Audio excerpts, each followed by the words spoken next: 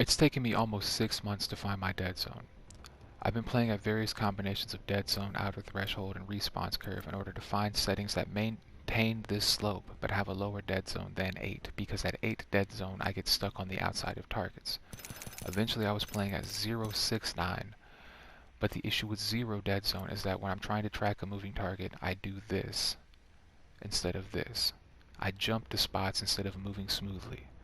So I increased my dead zone to 3, and I was playing at 388, and while I was playing at 388, I noticed that when I'm moving my stick and trying to move towards the target, it moves at this speed right here, instead of moving at this speed. I thought it was moving slow initially because I was making a small movement. It's moving slowly because I'm moving slowly, but it's actually moving slowly because my dead zone is slightly too high and it's not picking up my entire input. I don't want to play at 0, I don't want to play at 3. I tried playing at 1 and it made me nauseous, so I have to play at 2. In order for me to play at 2, I have to randomly click numbers on this bar because it doesn't naturally go to 2. I have to click and find a spot that goes 2, 5, 7, 9. Or 2, 5, 7, 10, my bad. It goes 2, 5, 7, 10. If it goes 2, 5, 7, 10, then I'm at a dead zone of 2. While I was playing at 288, it feels like it's responding to my inputs. It's moving at a normal speed, but now it feels like sometimes when I'm moving it, it's moving too quickly, too immediately. That means the front of the shape is too tall, so I want to make it thinner. In order to make it thinner, I have to increase my response curve. But before I do that, I have to log out of the game. I have to turn the game off and turn it back on to make sure my dead zone stays at 2 whenever I log back into the game. Because sometimes when you turn the game off and turn it on, you will come back and the settings that you have will have different numbers than they had before. Okay, I'm back in game. I still have a dead zone of 2. I wanted to make the front of it thinner. In order to do that, I increased the response curve. Now, I'm trying to figure out what my outer threshold is going to be. I'm trying to figure out how much acceleration I'm going to feel while I'm moving around.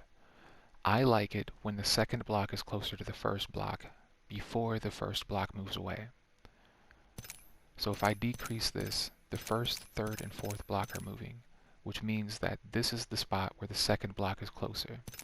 If I decrease it and increase it again, it confirms that the second block is moving closer to the first block. The block being closer makes it feel like I'm playing at a lower response curve. It makes everything feel like it's happening faster, without actually being at a lower response curve and making the shape taller. What I'm about to say is going to be very confusing if you don't know what happens when you make changes from default settings. But this is what happens. Sometimes 6 is the spot where the second block moves closer to the first. When 6 is the spot where the second block moves closer to the first, it felt slow to me. So I increased the speed of this to 146 and it started feeling too fast. Then I went to 147 and it felt unplayable. So I wanted a value between 145 and 146, but I wanted to maintain the same block spacing. I still wanted the second block to be closer to the first. It wasn't as simple as just raising the outer threshold. I had to raise the outer threshold and maintain the same formation in the front. The only way I know how to get to 7 with the second block moving is to log out at 288, increase the response curve to 9, and decrease the outer threshold to 7. It's the only way I know how to do it. I'm playing at 279 because 280 feels a little unwieldy. 280 feels like I'm playing with this. It feels like I can't trust my Hipfire and I'm kind of just getting lucky when I'm hitting shots. I can control it at 279.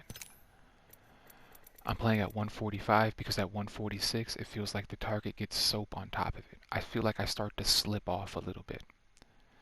I'm playing at 110 because it's 35 less than 45. I have 20 extra emergency acceleration because when it was at 30 I noticed it kick in. I'm at 100% ramp up time, so I don't notice this 20 kick in also. I have 25% ramp up delay so that the extra pitch doesn't affect my ability to recoil control weapons, and I have the delay also helps me not like slip and slide around when I'm sniping or trying to track somebody. I'm at PC target compensation style because I hate how strong the default is.